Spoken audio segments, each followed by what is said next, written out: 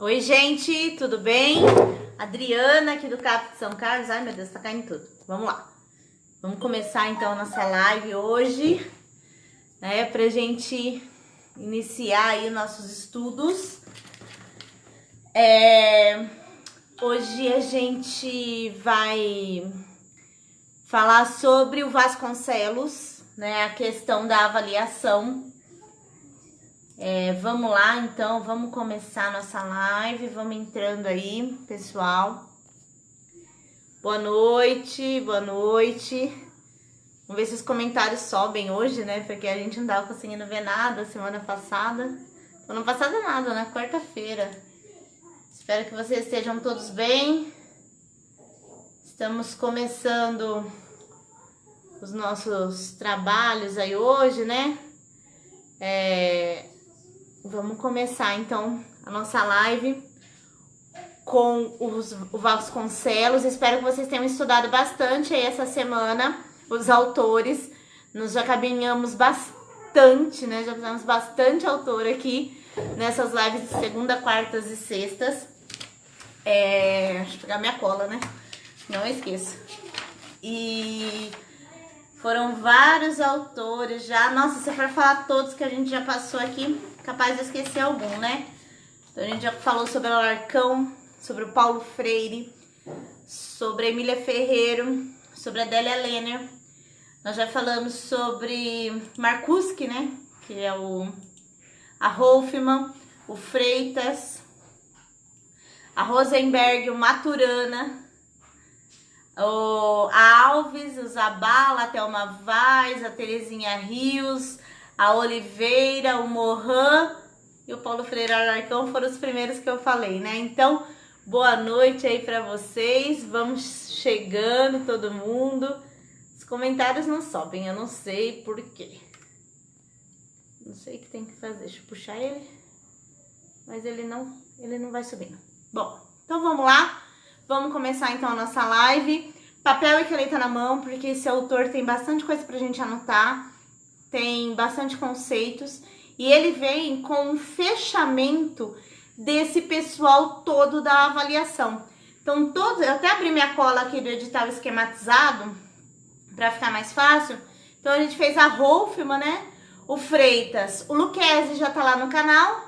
E o Vasconcelos, né? E a Rosenberg, que vai falando sobre as políticas da educação e avaliação.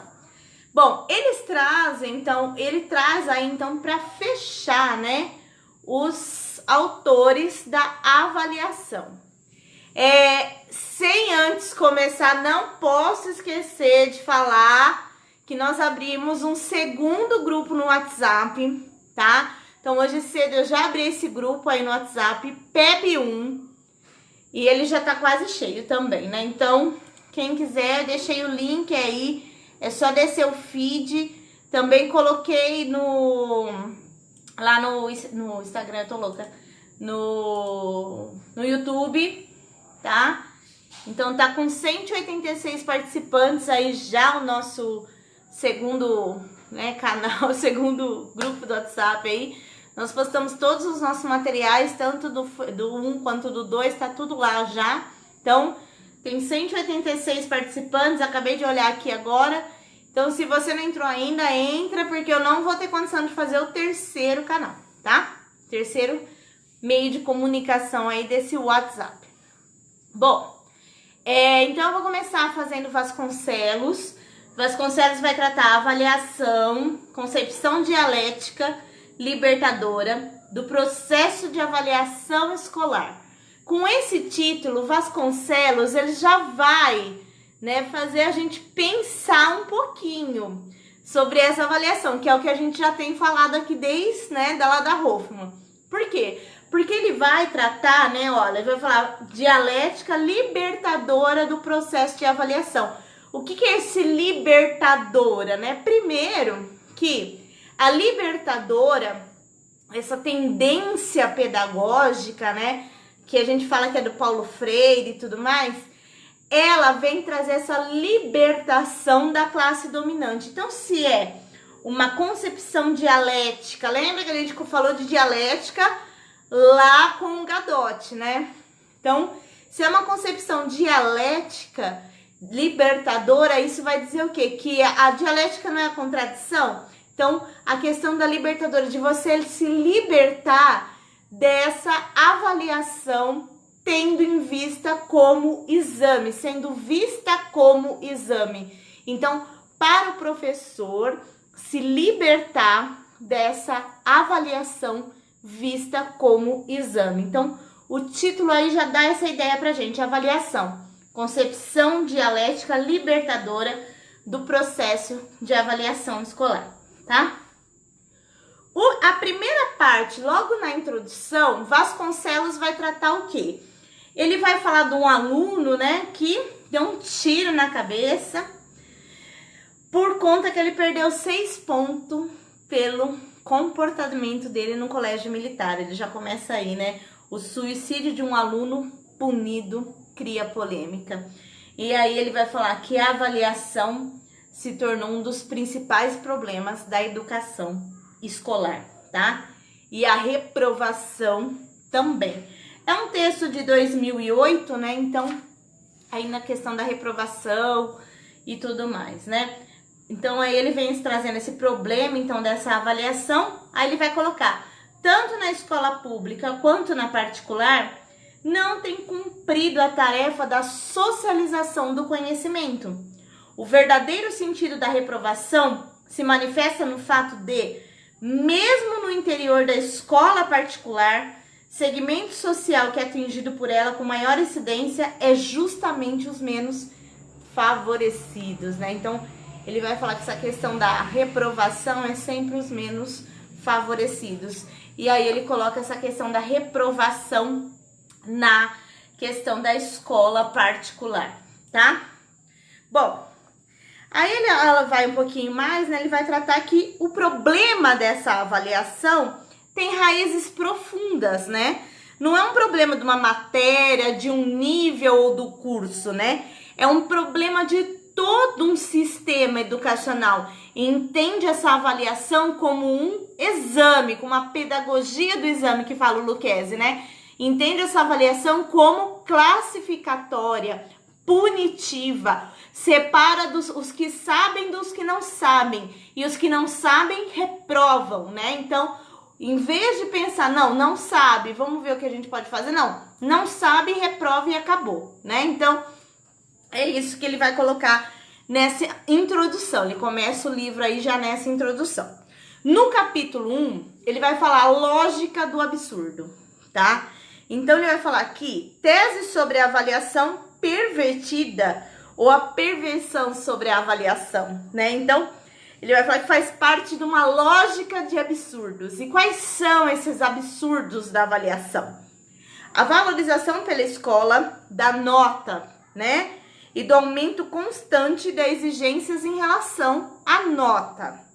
Criação da escola, né, pela escola, de um clima de tensão quando são as provas. A escola não ceder às pressões dos pais e de muitos professores no sentido de não mudar o sistema de avaliação. O professor fazer toda a supervalorização das notas. O aluno ir mal no 4º bimestre, tirando só a nota que precisa, pois está sempre interessado em passar e não aprender. Eu falo que acontece o milagre de Jesus. Toda vez eu falo isso, né? Quando chega lá o menino foi mal, né? Foi o 1º bimestre mal, o 2º mal, no 3º bimestre começa a acontecer um milagre ali, no 4º, nossa, o menino consegue a nota. Por quê? Porque ele está interessado só em passar de ano, né? Não na aprendizagem toda, que isso é um processo todo, né? Por isso que o Vasconcelos coloca que isso começa a lógica do absurdo aí, tá? E é possível reverter essa situação, né? É possível reverter. Ele diz que é ter uma opção, uma educação libertadora, né? Uma avaliação em questão para transformar esta avaliação, tá? No capítulo 2, ele vai falar sobre a questão metodológica, né? O que fazer de frente a esses problemas? O que se pode fazer, então?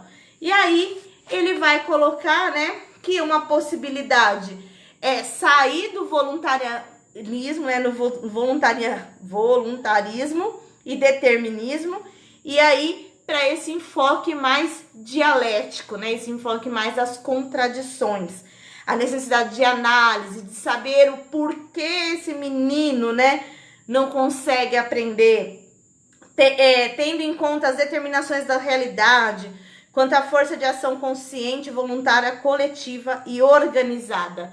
Então, um primeiro passo e uma possibilidade é verificar se esse menino mesmo que está acontecendo ali, para que ele possa aprender. Um segundo passo que ele vai colocar, estou chamando de passos, né? Um segundo passo é uma perspectiva de trabalho. Então, uma perspectiva de trabalho, querer mudar, então, professor, querer mudar esse olhar avaliador, né? E uma necessidade de mudança, tá? Então, tem essa necessidade. Então, a perspectiva do trabalho é dupla. O querer mudar e uma necessidade dessa mudança. E aí, oferece subsídios para que esse aluno possa aprender, tá? E não apenas tirar a nota, tá? Aí, no 3, ele vai falar que é um método de trabalho, tá? Então, nessa perspectiva dialética da avaliação, tem que partir da prática, fazer a reflexão sobre a prática e transformar a prática. Então, o que nós estamos falando? Nós estamos falando daquele também que a Hoffman coloca, né? A ação, reflexão, ação. Então, a metodologia para essa mudança da avaliação, primeiro, depende do professor querer mudar. A partir do momento que ele quis mudar, quais são as perspectivas para isso? E aí, qual é a metodologia que ele vai usar? A ação, a reflexão e a ação novamente. E aí, ele vai falar que essa reflexão sobre a prática está em 3 dimensões, que é onde estamos, para onde queremos ir, né? Que é essa reflexão, onde estamos, para onde queremos ir e o que fazer, que daí é a ação de novo. Por isso que é ação, reflexão, ação. Onde estamos, para onde queremos ir e qual a nossa ação. Então, isso é, segundo Vasconcelos, a reflexão sobre a prática, tá? Então, vamos lá. Bom, depois disso, ele vai falar, então, que tem a ver com ação, reflexão. Ação tem a ver com o quê? Com uma tomada de decisão. Isso é um conceito do Lucchesi, né? Então, a avaliação, ela é uma tomada de decisão para o professor verificar o porquê o aluno não está indo bem, tá? E por que ele não está aprendendo. Então, o que eu preciso fazer? Isso é uma tomada de decisão, tá? E assim, com isso, o processo de avaliação, ele é contínuo, de acordo com o que está na lei mesmo, né? Que ele é um processo contínuo, né? Paralelo e tudo mais, vai numa constante, tá? No capítulo 3, ele vai analisar os problemas, né? Então, quais são os problemas dessa avaliação escolar, né? E aí ele vai falar que grande entrave da avaliação é seu uso como instrumento de controle. Porque esse instrumento de controle pelo professor, né? Então, ele vai falar que o grande entrave é esse. O professor usa a avaliação como controle. Na quarta-feira eu falei, eu espero que hoje, 2020, nenhum professor mais fale na sala. Arranca uma folha que é prova, né? Então, esse instrumento de controle, o professor detém o poder, que é o conhecimento, o aluno nada. E aí essa avaliação, ela serve como controle da sala. Os meninos estão lá falando, você fala, vou dar prova. Anota isso daí que vai cair na prova. Então, ele fala que o primeiro problema, né, é essa avaliação utilizada como instrumento de controle, tá? Um segundo problema é o quê, né? A análise desse problema, ele vai falar, é a percepção inicial do professor. É isso que eu tô falando, né? A percepção inicial do professor. Ele é mais um agente de discriminação e dominação social. Quando ele fala nota que vai cair na prova, não sei o quê, ele é mais um fator ali, um agente desse jogo de discriminação e também de dominação, tá? Outro que ele vai falar, né, é um resgate histórico, porque essa avaliação dessa forma tradicional de teste, que a gente morria de medo de chamada oral e tudo mais, isso tem a ver com o quê? Com a escola tradicional, isso foi há anos assim, né? Então, vem de uma ideologia liberal, né, que pensava-se numa igualdade de oportunidades. O valor da escola passa a não ser mais nela mesma, mas uma recompensa, né? Supõe-se que haverá depois uma recompensa para quem vai bem na prova, para quem passa de ano, né? O Arroyo, naquele texto que a gente leu de diretores, né? Ele fala que incute a ideia de que quando você terminar o ensino médio, você vai conseguir um bom trabalho, né? Então, é um adiamento das gratificações, né? Estuda porque você vai passar na prova, né? E vai terminar o ensino médio, vai arrumar um bom trabalho. Cadê, né? Para muitos, cadê, né? Isso, ele fala de diminuir a ênfase na classificatória, tá? Outra coisa que ele vai colocar também, o papel político da avaliação. Então, o papel político da avaliação, né, ele vai colocar assim, que ela é um problema. Por quê? Porque ela é um problema porque ela tem a questão de instrumento de discriminação e seleção social, na medida que assume no âmbito da escola a tarefa de separar os aptos dos não aptos, os capazes dos incapazes, né? Cumpre a função de legitimar o sistema dominante. Então, se a gente for pensar, voltar lá no título que ele fala, uma concepção dialética libertadora, é claro que ele vem com toda essa crítica em relação à classe dominante, porque a tendência pedagógica libertadora, se a gente for pensar do Paulo Freire, é essa questão, né, do dominado ali se enxergar e criticar e problematizar, dialogizar esse diálogo, né, com essa questão aí, então, para chegar à consciência crítica, tá? Então, por isso que ele coloca essa questão, que o problema central dessa avaliação centrada na pedagogia do exame, pedagogia classificatória, né, pedagogia do exame, esse exame classificatório, punitivo, seletivo, é esse grande problema de você continuar a legitimar essa questão da classe dominante, tá? Por isso que ele vai tratar a questão do papel político da avaliação, tá? Bom, continuando aí, ele vai trazer, né, uma grande questão, né, que ele vai falar sobre estudar para tirar nota não é estudar para aprender, né? Então, isso que tem que ficar pra gente. Ele vai falar que é a gênese do desenvolvimento do problema, né? A gênese é onde nasceu o problema. Estuda para tirar nota e não para aprender. Se a gente tivesse, talvez, estudado tudo que nós estudamos lá no ensino fundamental, no ensino médio e tudo mais, para realmente aprender, talvez não precisaríamos tantos cursos depois, por exemplo, de língua portuguesa, de matemática e tudo mais. Por quê? Porque eu falo de inglês, né? A gente tem inglês desde o 6º ano, né? Então, a gente vai com inglês aí desde o 6º ano até o 3º do médio, lá tem inglês. E aí a gente precisa de um curso de inglês fora da escola pública para aprender o inglês. Então, se a gente tivesse que estudar, né, aprender ao invés de tirar nota, talvez esse seria um problema da avaliação, estaria aí para um caminho para se resolver, né? E aí ele fala do papel decisivo do professor, né? Então, o professor tem o poder de mudança nas suas mãos, né? Mas ele é limitado, ele fala, mas ele tem esse poder real aí de mudança nessa visão dessa avaliação, tá? Bom, aí ele vai colocar assim, o processo de alienação. Aí, ó, se queremos de fato enfrentar o problema, temos que ir além das representações que os homens fazem de si mesmos. Temos que ir para as suas práticas. E mais que isso, temos que ver como os outros percebem as suas práticas.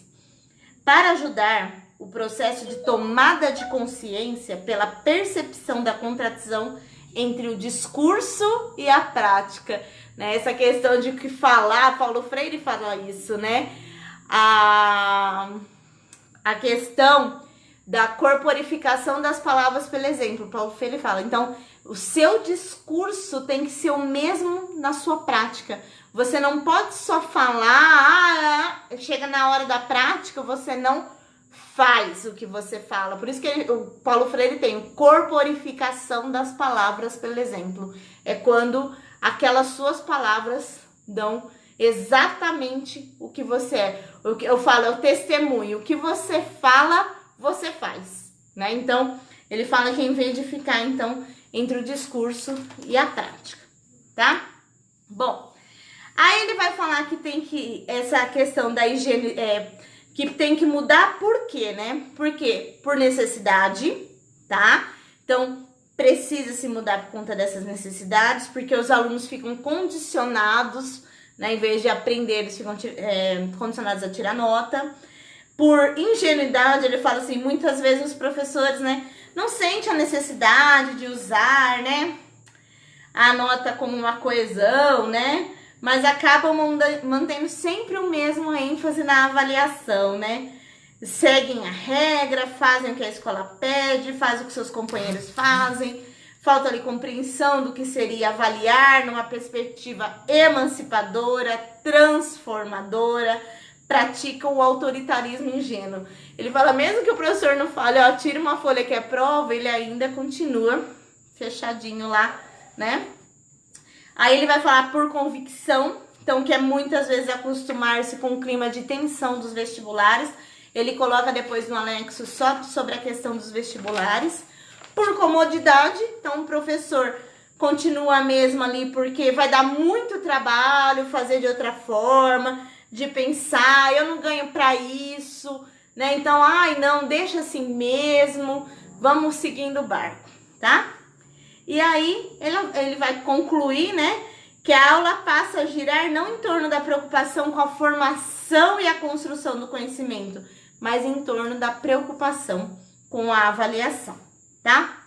Bom, passando mais um pouquinho aí do livro, ele vai falar a questão desse sistema, né? Então, o sistema escolar, ele faz a inculcação, né, ideológica, a domesticação, a seleção e a discriminação social.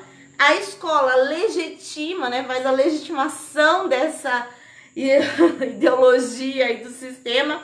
O professor, como forma de controle da disciplina, forma de coerção, né, para o aluno, reproduz a ideologia dominante. E os pais, como forma de controle e pressão sobre os filhos, a nota acaba sendo muitas vezes a única forma de acompanhamento da vida escolar, né? Então ele fala isso também aí no livro, né?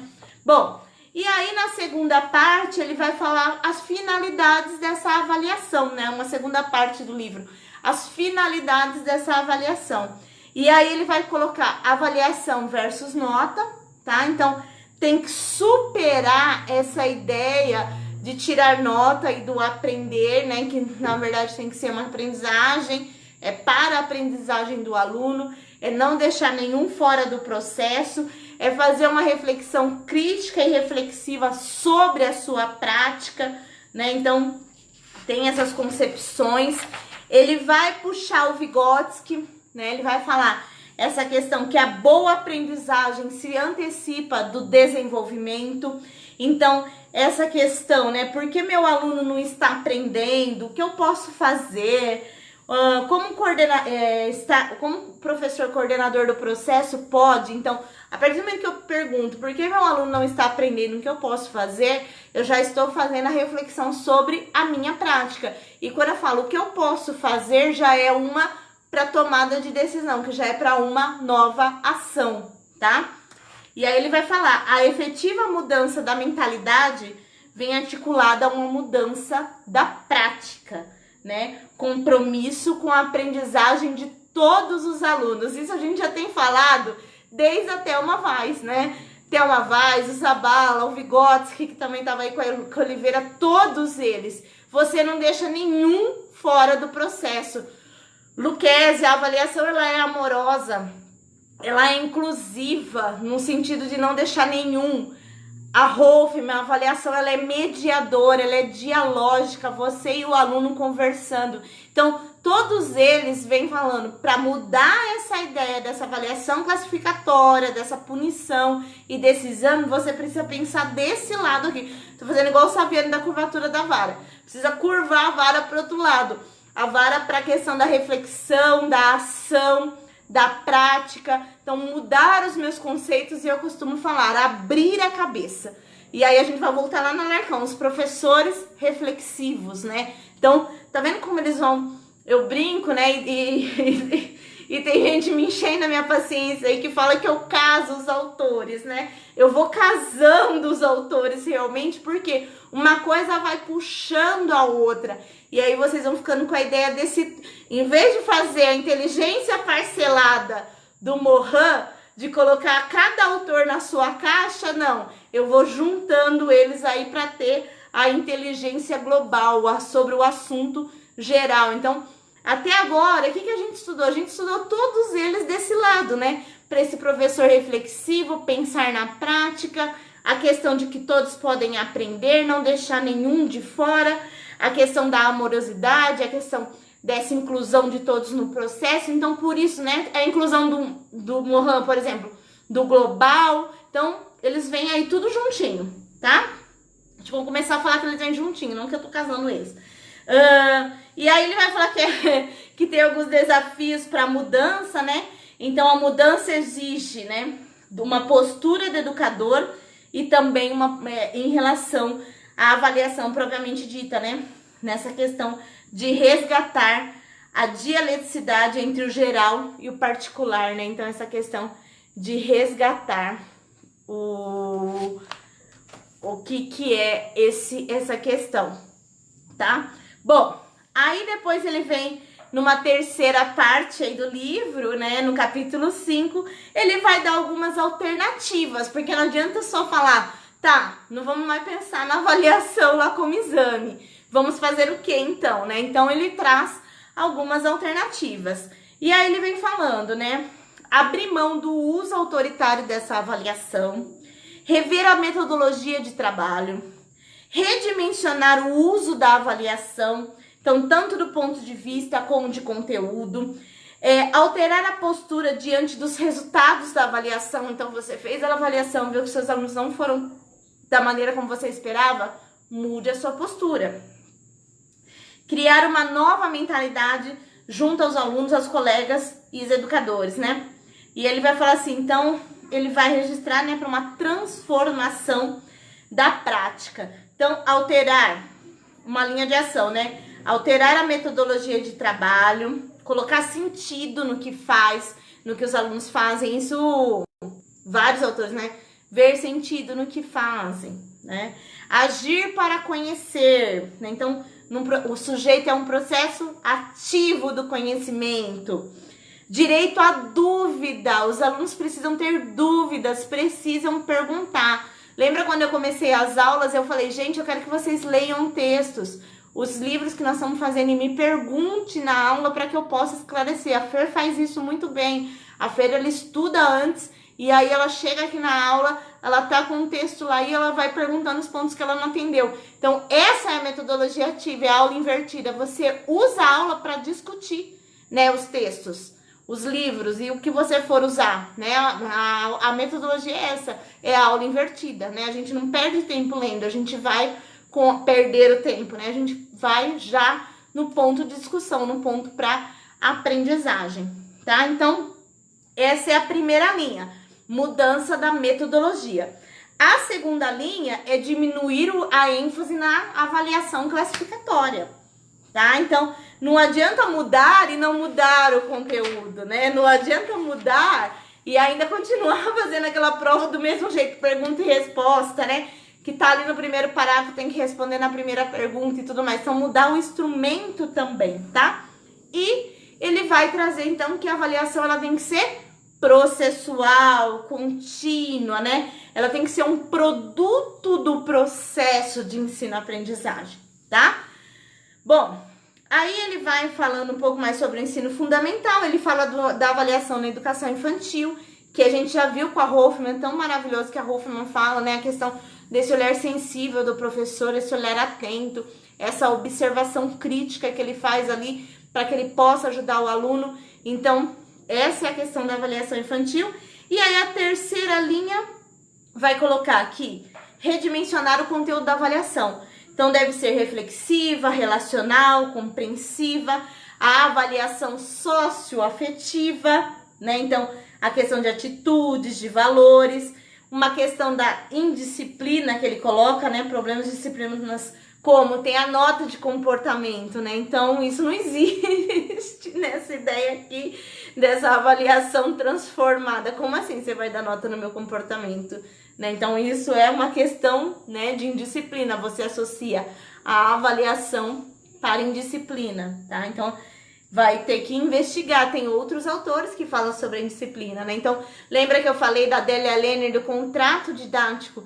Dizer para o aluno que você espera que ele aprenda faz com que ele pense realmente o motivo pelo qual ele está sentado ali e porque ele veio à escola aquele dia. Então, isso já reduz a indisciplina. Eu espero que vocês aprendam isso. Eu quero que vocês, né, para isso que eu vim aqui para dar aula, né? Então, não eu vou dar uma nota de comportamento para vocês, se vocês ficarem todos quietos, né? Então, essa questão entra também como classificatória. A autoavaliação, né? Eu só fui fazer autoavaliação quando eu tava lá na universidade. Até então, ninguém me perguntou sobre o tanto que eu tinha estudado e aprendido sobre aquele conteúdo, qual valor, né? Qual nota eu merecia, né? Da minha aprendizagem. Do tanto que nós estudamos aí, gente, quero a nota, quero que, de vocês, qual é o nível de dedicação aos autores, né? De quase mais de 15 já que a gente passou. Qual o nível de dedicação de vocês aí? Vamos fazer uma autoavaliação, né? A nota de participação, eu nunca tive nota de participação, porque eu era, apesar de aparecer essa pessoa assim, eu sempre fui super tímida. Quem me conhece sabe que eu não me coloco, né? Quando eu estou no grupo, eu sou muda, né? Eu só me coloco se me perguntam, tá? Então, essa nota de participação para mim era um tormento na minha vida, né? Então, também essa nota de participação da aula ia esperar deitada lá, porque até eu levantar a mão para falar um A, eu não falava nada, eu morria de medo. Eu não abria a minha boca. Trabalhinho, né? Ai, professora, você não me dá um trabalhinho para aumentar a nota, né? Não, a mãe vai lá e fala, não tem, professora, não dá um trabalhinho para ele fazer, né? Então, não tem um trabalhinho, porque é um trabalho todo, um processo todo. Como assim tem um trabalhinho, né? E também os trabalhos em grupo, né? Os trabalhos em grupo. Gente do céu, como é difícil trabalhar em grupo, não é verdade? Porque mesmo trabalhando em grupo, você fala, vocês têm uma tarefa, vocês têm uma situação, né? Então, vamos trabalhar em grupo. Mesmo assim, as pessoas arrumam um jeito de se dividir, né? É um trabalho em grupo, elas se arrumam um jeito de cada uma fazer uma coisa e acabou, não sai um trabalho realmente em grupo, né? Bom, aí ele vai andando para uma quarta linha de ação, então, para essa mudança, né? E aí ele vai falar alterar a postura diante dos resultados. E quando você altera essa postura diante dos resultados da avaliação, você vai ver o quê? A importância do erro. Lembra do erro? O erro entra no Lucchesi, o erro entra no Zabala, o erro entra na Thelma Weiss, o erro entra também na Delia Lenner. Então, o erro, né? Então, e entra aqui no Vasconcelos. Olhar o erro, né? A Thelma fala lindamente, o que o aluno errou te dá pistas do que ele tentou fazer, tá? Então, a importância do erro, do educador superar essa visão tradicional do erro, tá? O educador deve estar atento, né, aos rótulos, passar um estigma sobre o aluno, né? Favorece a acomodação dos professores. Então, o que ele fala se passar o rótulo, né? profecias autorrealizantes, ele chama. É quando você tá no conselho de classe, né? Aí você fala, esse menino aqui, ó, não vai. Não adianta que a família dele é isso, aquilo, lá. Bom, se esse meu aluno for meu ano que vem, meu Deus do céu, eu já tô com um pé atrás com ele, né? Então, profecias autorrealizantes, ele fala. E os conselhos de classe, né? Os conselhos de classe, pelo amor de Deus, realmente formativos, realmente produtivos, né? Então, que os conselhos de classe, eles devem ser para alternativas, né? Buscar alternativas. Não adianta... ano passado, que eu estava na direção de escola de 6º ao 9º, e ensino médio, eu falava, não, conselho de classe não é muro de lamentação. Ninguém vai ficar chorando aqui um bimestre perdido, né? Eu quero saber o que é que vai fazer para esses meninos melhorar, né? Então, eu sempre falava isso. Eu falava assim, vamos para um conselho realmente. Porque não adianta falar, o menino não faz lição de casa. O menino não faz lição de casa porque a mãe dele não ajuda ele na lição, porque ele não tem... Não adianta, não vamos lá levar uma mesa para ele, não vamos lá sentar com o menino para ele fazer a lição de casa. Se o menino não faz a lição de casa, onde você tem que garantir que ele faça, então, a tarefa, a lição, ou sei lá o quê? Dentro da escola. Você tem que garantir alguma forma ali, né? Eu fico nervosa, né? Então, vamos lá. Então, essa questão que foque nos processos educativos do conselho, do processo de aprendizagem. Não fica lá ditando nota, né? Não precisa ditar nota, a nota já tá lá no sistema. Nós não precisamos ficar ditando as notas, né, no conselho. Então, e agora que eu vou falar. O Vasconcelos, esse livro aqui, Avaliação, ele é suporte para o conselho de classe do normativa, né, do conselho de classe de Sorocaba. Ele é um dos teóricos lá do conselho de classe Sorocaba. Sorocaba, que inveja. Eu tenho inveja de Sorocaba. Deus do céu, como eu tenho inveja da Secretaria de Educação. Isso vai ficar gravado no YouTube. Porque é tão organizada, tão com leis, é tão bonito ver aquilo. Eu fiquei passada, muito feliz com o marco referencial, com esse documento do conselho de classe, com esses teóricos aí, todos da avaliação lá dentro desse documento do conselho de classe. Parabéns, Sorocaba, pela Secretaria da Educação que vocês têm. Porque, olha, eu gostei. Vamos lá. A recuperação, né? Então, outra coisa também que ele vai falar é mais uma estrutura da escola. Então, porque a recuperação, ela tem que ser instantânea, né? Não adianta o aluno ficar lá de recuperação no final do ano. Ela é ao longo... Se a avaliação é processual, a recuperação também é processual, né? Ali paralelo e vai indo. E até chegar na questão da reprovação.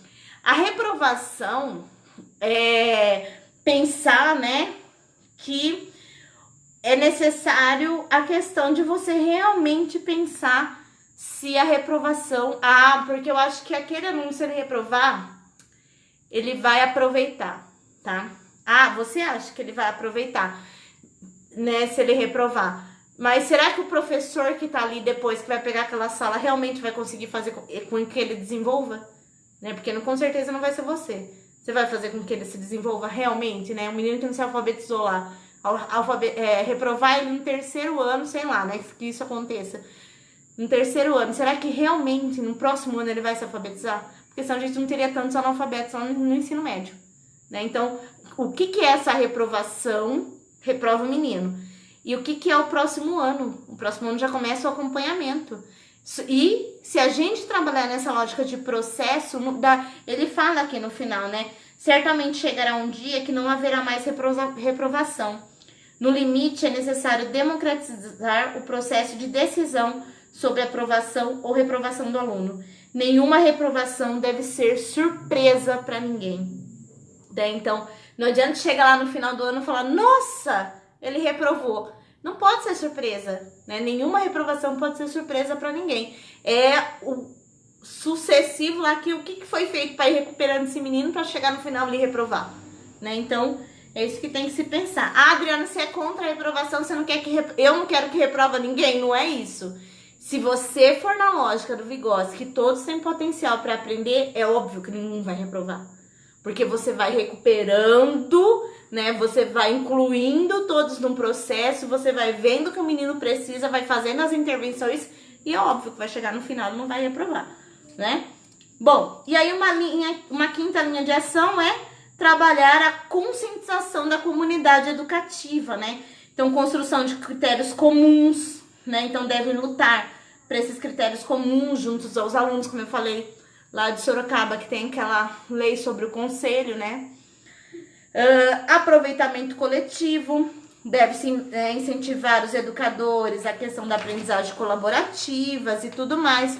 Um trabalho com as famílias, tá? Então, também é necessário um trabalho com as famílias.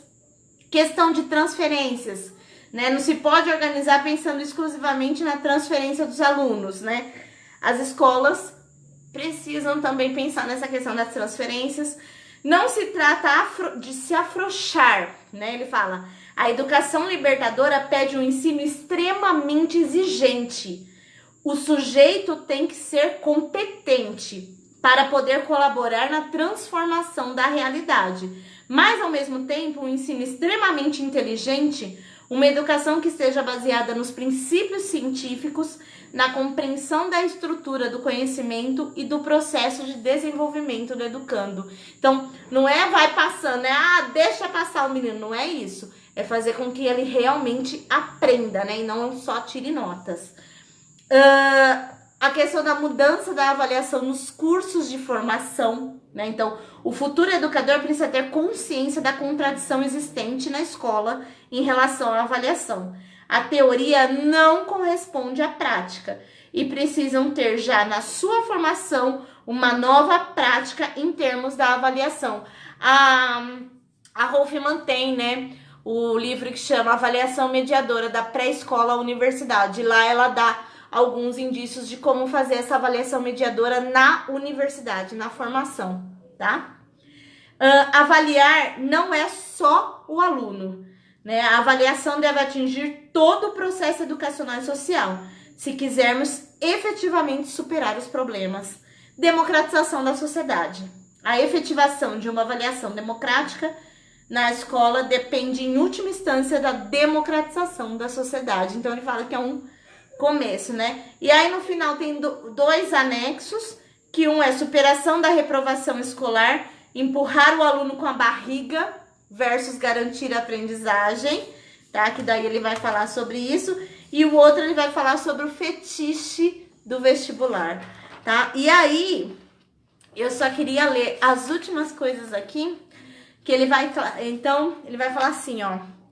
O que está por trás dessa disposição de parar, né? Então, acreditar que toda criança é capaz de aprender, tá? Se não está sendo, tem que ser ajudada e não excluída. Ter clareza do seu papel não é selecionar, mas ensinar. Ou seja, garantir as condições para a aprendizagem de todos. Ter clareza de que o programa é uma mediação e não um fim em si mesmo. Ter coragem de atrasá-lo, o programa ele é como se fosse o currículo, né?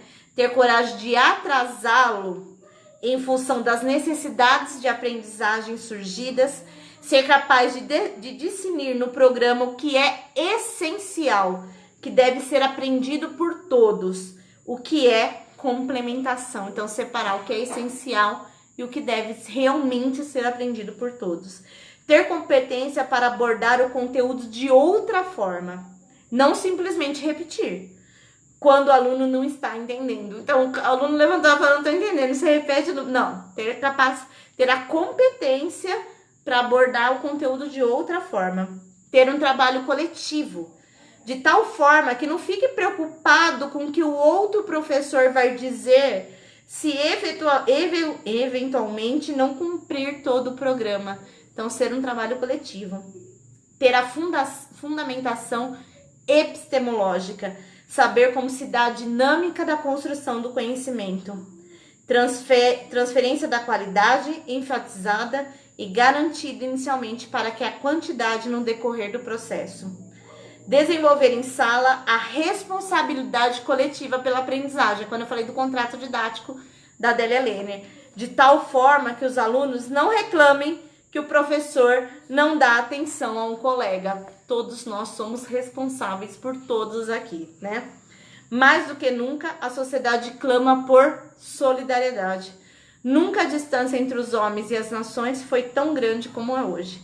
A avaliação pode dar a sua parcela de contribuição, superando no âmbito escolar o paradigma da seleção em direção à qualificação e à inclusão. Então, Vasconcelos, ele tipo que fecha aí os nossos autores da avaliação. Superação dessa pedagogia para o exame, dessa avaliação para o exame, dessa avaliação classificatória. Para superar essa ideia classificatória, qual é o outro lado? O outro lado é a ação, a reflexão e a ação. Saber que todos os seus alunos podem aprender. Incluir todos no processo de ensino-aprendizagem. A avaliação, ela é amorosa, ela é uma tomada de decisão. Todos eles podem aprender. Para mudar, basta você começar a mudar a sua cabecinha, né? E a corporificação das palavras, pelo exemplo, também do Paulo Freire, libertadora. Então, essa questão de se libertar dessa dominação da classe, a questão dialógica, né? A questão de você pensar sobre aquilo e criticar aquilo. Então, não adianta eu criticar lá na sala dos professores, chega na minha sala, eu faço igualzinho. Não, eu tenho essa noção. Então, o Vasconcelos, ele traz essa ideia com esse título, né? Avaliação. Deixa eu voltar aqui. Avaliação, concepção dialética, que ele ia colocar a contradição, né? Dialética libertadora do processo de avaliação escolar. Então, é para se libertar dessa questão dessa avaliação classificatória, né? Desse exame e dessa nota versus aprendizagem, que os alunos aprendam, que essa avaliação possa ser processual, como ela já é na lei. Ela já é lei, artigo 24, inciso 5. A avaliação ela é contínua e cumulativa. Os processos qualitativos sobre os quantitativos, né? Então, aí já coloca essa questão da nota. É a qualidade sobre a quantidade. Deixa eu só ler os comentários aqui. Todos os autores falam para não acontecer, tentando nota boa para passar no concurso. Não, o concurso não é uma nota boa. O concurso é a sua aprendizagem em relação àqueles teóricos que aquela rede que você vai prestar o concurso quer que você saiba. Não é nota concurso. Concurso é a relação entre a sua aprendizagem daquela teoria que fundamenta a minha rede. Você quer trabalhar na minha rede, eu tenho teóricos que fundamentam a minha rede, e o quanto você aprendeu sobre eles e o quanto você sabe sobre eles, que é medido no concurso. Se não bastava a gente decorar cada um deles lá e a gente conseguiria fazer qualquer prova. E a VUNESP, ela não é uma banca que, eu falo que devolve o autor ali do jeito que ele tá. A VUNESP sempre coloca uma situação, problema, envolve vários autores e aí faz a pergunta. Ela realmente avalia o candidato na questão da teoria que a cidade solicita. A avaliação de vestibulares estão modificando, né, cada vez mais, contextualizando os conteúdos, menos decoreba, porém ainda é necessárias mudanças. Sim, né, a gente vê o Enem aí, o Enem, quantas competências tem para o Enem, né, não é mais só aquela coisa quadrada, né, que eu falo. Adriana, gostei das alternativas do Vasconcelos. Eu amei também. As bancas... Não, as bancas não. Ainda não. Não. Para preencher as lacunas, não. Para diminuir a avaliação somativa. Ah, vocês colocaram do que eu tava falando. É que eu não consigo ver, tá? A minha nota é 8. Ai, que bom! 7, olha lá, fizeram autoavaliação aí, ó. Conselho de classe, a tristeza, muro de lamentações. Meu pai, né? Tá dando jeito. É isso. Repetir a frase da reflexão que eu li. Ai, meu Deus, depois vocês vê, tá? Tá, acabou? É isso, tá? Então... é isso. Falei que hoje a aula era um pouquinho mais, eu vou fazer só ele, porque hoje sextou, né? Aí segunda-feira, então, a gente volta às 8h45 com os autores agora sobre o planejamento, né? Agora a gente vai planejar e depois, no final, nós vamos falar sobre o PPP, tá? Então, essas serão as nossas próximas aulas. Tem gente perguntando, né? Quais serão as próximas aulas. Então, as próximas, nós vamos falar dos planejadores, né? Vamos colocar assim, dos planejadores, os autores dos planejamentos e os autores do PPP, que é o Caviar, né? O Projeto Político Pedagógico. Então, é disso que nós vamos falar. Então, na segunda-feira, eu tinha feito um cronograma da gente acabar dia 10, mas ainda não vai dar. Então, a gente ainda vai um pouquinho ainda até a semana do dia 15 lá, mais ou menos até no meio de julho, tá bom? E amanhã, então, dia 6/6, tudo 6. 6/6, nosso canal ganhou 6.000 inscritos. Muito obrigada por todos aí. Às 18 horas eu vou entrar com uma live com uma novidade aí pra vocês, com um presente. Assim, que vai ser oportunidade única. Todo mundo me perguntando o que é. Não vou falar, só amanhã, 6 horas da tarde, dia 6/6, o nosso canal, mais de 6.000 inscritos aí. Muito obrigada a todos. Muito obrigada pelos recados que vocês mandam pra mim. Eu leio todos, tá? Com quase eu vou respondendo também assim que dá. Muito obrigada. Eu tenho recebido mensagens, eu tenho recebido muito áudio, né? Tenho recebido os áudios falando sobre, né, o quanto as aulas estão sendo muito boas, não só por um conteúdo do concurso, mas uma mudança para a prática, de pensar a prática docente a partir da teoria. É isso aí, né? É isso aí, isso que é a reflexão sobre a ação. Então, a gente consegue, com a teoria, refletir sobre a prática. E os exemplos são práticos mesmos, né? Eu faço esses exemplos de prática de sala de aula, coloco a teoria em cima deles aí. Apenas não me limito. Quem tá esperando só o livro aqui, vai ficar esperando. Aqui não é aulinha com o PowerPoint lá e a pessoa só falando lá o que tá no livro. Não, aqui é aula geral. Eu vou casando todo mundo sim, eu vou puxando todos eles pra gente fazer um global aí, para na hora de chegar para responder os simulados ou mesmo para responder as questões do concurso, você vai me ouvir falando na sua cabeça com certeza sobre aquele autor, tá? Pelo menos é isso que o pessoal que passou já em muitos concursos com a gente fala, né? Eu escuto você falar na minha cabeça, né? Então, é isso que a gente vai falar, né? Então, vamos responder daqui a pouco. Coloquei o gabarito da Hoffmann no próprio simulado da Hoffmann, tá? Tá na própria postagem da Hoffmann, tá lá o gabarito da Hoffmann, tá? Já coloquei, antes um pouquinho de entrar aqui, eu já tinha colocado o gabarito. Eu acho que eu não tô devendo mais nenhum, a não ser a aula do Gadotti, que eu sei que eu tô devendo. Eu combinei de fazer lá no final, tá bom? A gente faz, porque não ficou salva, tá? As 2 aulas de quarta ainda ficaram aqui por conta da internet, estava muito ruim, mas logo elas já vão subir pro canal, tá? Parabéns pelos 6. Ricardo, eu falei exatamente isso. Pensa na curiosidade. Vou jogar na Mega, 6/6 a 6. Que é 666, não é o número da besta não, hein? Não vem com isso não. Né? Que a gente, uma mudança mesmo aí, que a gente consiga mudar, tá bom? É isso, beijo, boa noite, espero que vocês estejam todos bem aí, pra gente conseguir. A aula da Rosenberg tá junto na live aí, né? Eu não lembro que autora eu fiz junto. Eu fiz o Freitas junto, não foi? Da Rosenberg? Tá tudo junto aí, tá nas aulas de quarta-feira, Rosimeire. Tá? Elas estão juntas com Freitas aí, que ainda elas não subiram pro YouTube, tá? Elas ainda estão no Face, eu vou baixar ainda e mandar elas pro YouTube, tá bom?